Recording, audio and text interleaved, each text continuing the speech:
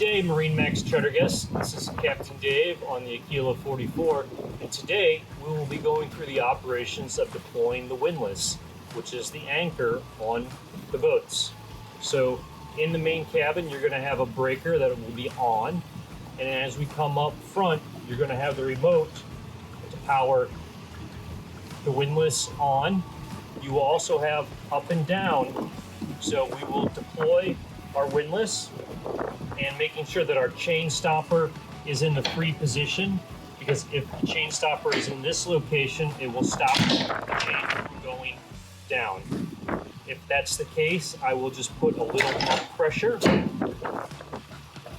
release our chain stopper, and at this point, I can deploy our anchor to the proper depth. Once we have our anchor deployed, we have a bridle.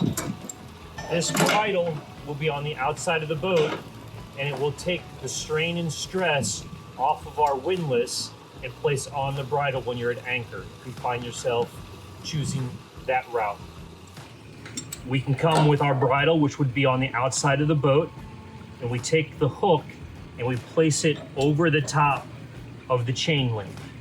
This takes the stress off of our windlass and puts it onto the bridle for proper holding.